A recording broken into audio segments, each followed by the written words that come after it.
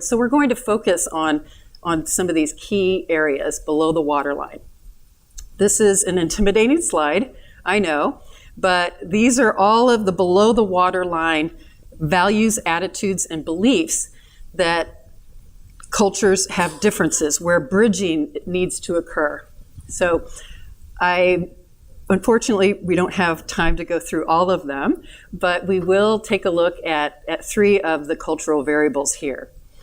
And all of these differences are in a self-assessment tool that you can take online and find out where you score on these different cultural variables, and then you can compare yourself to other countries and cultures. So I'll go into that in a moment.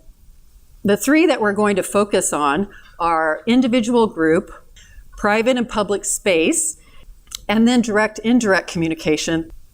Before we look at these 3, this does not cover a particular dimension. However, I want you to understand how the data will be displayed. So you have a particular dimension, and the scoring is below by country. There have been many recent research studies done on culture, and when I was an expat, I had taken a course on intercultural business, and they had surveyed countries and professionals around the world.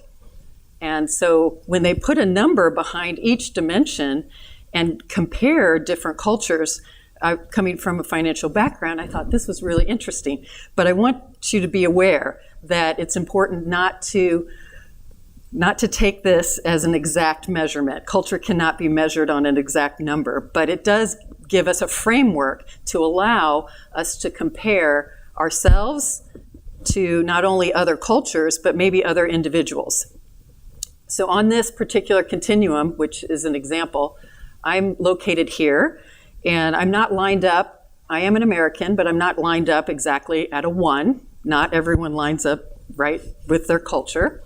And Jose, there's a bit of a gap. So what I need to do is understand where the gap is and how can I bridge? What strategies can I use? What behavior or communication styles would be important to understand?